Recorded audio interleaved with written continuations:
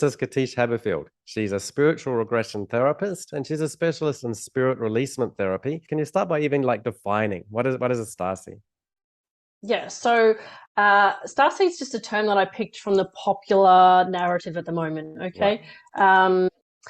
What I'm particularly passionate about is teaching people about the concept of the journey of the soul through the eternal mind stream. And so humans tend to believe and have this obsession with just Earth.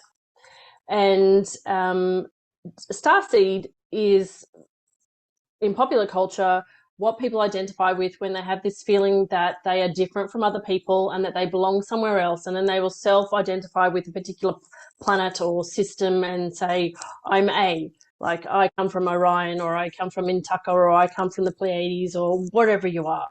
It's very popular on Instagram and YouTube and all that sort of stuff.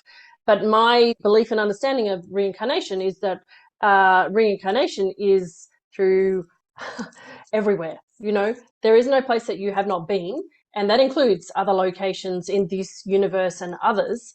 And each one of those, you know, is simultaneous because there is no such thing as time other than in our mind construct. And so all lives are concurrent, and each different location has a different experience. So what I've discovered with starseeds, so people who are willing to explore and identify the fact that they may have non-human lifetimes, is that they have been on other planets for a particular reason for their soul's development. And they are here to explore, understand, and integrate that in this lifetime here on Earth and bring forward some of those skills. So when I help people find their starseed origins, it's for a particular reason, which is, why are we wanting to identify as a starseed at the moment? What's the curiosity factor? Is there something that your soul wishes to integrate in this lifetime? Like you have a healing ability that you're not quite tapping into, that you're actually here for. And so the you of other times is trying to give you a hand. They're trying to help out there. And or commonly for me, I've identified implants in a spirit releasement session, and that implant has been implanted by a loved one, a family member from the starseed location where they once were incarnated. And that's the kind of the link to the whole starseed thing. For me, it's a holistic looking at the journey of the soul over all locations in the multiverse and understanding what you're here to do, what your healer's path is. There can be implants or monitoring devices from the planet that I identify more with than Earth, and we are bringing that knowledge back. And I have a device implanted, and I stick to that because that's my ultimate higher core. Whereas an ultimate core isn't related to any place. Your ultimate core is beyond all space and time, and that's so you don't necessarily need that thing. It's not a higher authority necessarily. There is an ultimate one that transcends a need for anything that exists in any form of duality. And so that's kind of the therapeutic resolution that I find that we get to. But I'm interested to hear from you the process we get there. And so this is one thing that, again, and it really affects the interpretation you may have. Being a starseed is cooler than being on Earth, and better and wiser, and anything that they do is fine.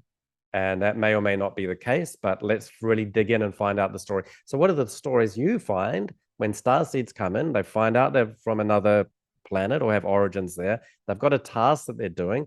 So tell us about how ET implants or monitoring devices work and the clients that you see. Yeah, so and a good example of that was I had a client, and we identified when we were doing spirit release, when we did the body scan, that she had something that was implanted. A lot of the time it's behind the neck. Yep.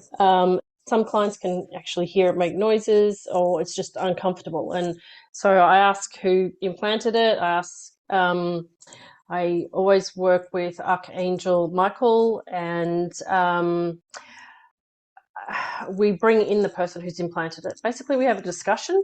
I say that, I come in peace. You've got a device in my client's body. The client's name's this. I'm just wondering what the purpose of the implant was. Curiosity. Can we have an open discussion? Why did you feel the need to implant it? Do you have a particular relationship with this client? What is it?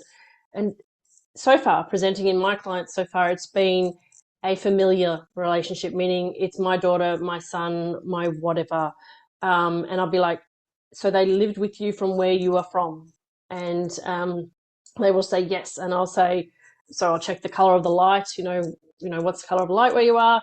Why did you feel like that you needed to implant this device? And the answer can be for protection. So my particular planet was close to being destroyed, or it wasn't safe, or the toxic environment or something, and I needed to send my child away. And so this was how I was going to connect with them. And then I explained to them that whilst I understand that, like every parent would understand that, they're here on Earth and we have sovereignty over our body, and it's actually a universal principle of universal sovereignty of your body. And so the implant is, not in line with that. And I say to them, by the way, it's also out of date technology. You can actually communicate to this person who I understand you are very attached to. You have an emotional relationship with them through light language. Did you know you can speak to your loved one through light language? And they're generally like, oh, I didn't know that we could do that. I'm like, yeah. And by the way, that device is itching or hurting or bothering them. So can we have it removed nicely and neatly? And can you heal it, please? And can you report to whoever you need to report to get authorization to get it out? And by the way, this particular person is interested in understanding more about your relationship. So they're willing to do a regression to come and visit that lifetime. And generally speaking, they've been very, very excited. They're like, oh, okay, yes, we have things we want to teach them and remind them. We'll take it out straight away. And I'll say to them, okay, before we agree to this next regression session to that lifetime, can you do an activation? Some kind of light language activation, so that it's going to make us easier to find you, and they can bring in any innate healing ability. And they're usually ecstatic about that. And the client's really ecstatic because they're like, I've heard of this light language concept, I've seen it, but I didn't believe that I could do it. And it's a really beautiful experience because you get to understand that for those people who are scared of extraterrestrials and UFOs and all the scary stuff that you see on the TV, that we're talking about another soul who just happens to be in a different form of a suit, yeah? And they have the same, they're not exactly the same in the range of emotions, but we're all beings who have families and purposes, and we relate. When you can speak like this to these people from, not people, but beings from other locations, you realize we're all the same. Yeah, well, that's a key point. And so they are souls. And so your client is a human. Your client was in the alien suit, the extraterrestrial suit, but your client also was a human before that. So one counter argument can be, I identify as an alien because that was my last incarnation, and I'm her mother. Well, you're not her mother in this life. You weren't her mother in a bunch of past lives. You're over-identifying with one familial relationship in one life. So there's a limitation there. But I understand there's a soul purpose and mission. So that makes more sense to me. The other one, to be honest, doesn't make that much sense. I understand, and that's a little bit like your dad. I'm really like love her and I want her to be okay and hang around. Well, and so, Yeah. and then the second part can be, okay, but no, I do have a purpose in there. So, maybe like I have a purpose and this is going to help her and she needs to go through this for 10 years. And I understand and agree with that. But let's find out exactly what that purpose is. And is this the most efficient, effective way of doing it? Are there other ways? And then that's what you've been able to present to them. So as you go through and ask those questions, and that can be the case in a lot of scenarios, but what's the breakdown in terms of percentages? Would you say that when I find a monitoring device and you have these discussions, are there times where you're ever convinced that it is actually appropriate and right for them to have a monitoring device implanted and that it's not itching or disturbing them and that it's actually fine and you let it be and you don't release it? How often would that happen? 0%. Wow. I've never left it in. Never. Okay. Do you think you could ever be convinced? Or okay. Yeah. No, because no, it's not appropriate. Yeah, um, that's what we have a mind for. Yeah, Yeah. Yeah. And so, yeah, it's the kind of thing where, it's not, you're not his mother now. And so what I find is, but the important thing is, it's, you're going through and asking a lot of questions. And so one thing that I find is, and this comes back to that principle that, oh, it's a star seed, it's from a much wiser galaxy. I've got to do whatever they say, and I don't question it. So that's one thing where if anyone finds an ET implant or monitoring device in their client, um, what I find a default position for a bunch of practitioners is, oh, that's really cool. It's from a really wise civilization. We're lucky to have it. Let's keep it in there, or let's not even question it. And so you and I will both have a more likely than not, it's going to be released, and you have to come up with really good answers why it shouldn't be. I think I have heard once or twice something where I was like, maybe, but basically not really. But we want to get that. And so it's the whole thing about not being tricked by an entity that gives you a good sounding story. But if you really think about it, it really doesn't add up. And you also want to see, and is it negatively affecting somebody, or what's the cost? And or even if it isn't really costing them that much, is there a better way of doing it? And like you say, you open up a light language, there is a much better and easy way of doing it.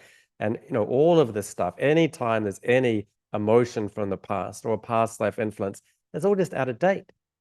All of this stuff. You're not my dad anymore.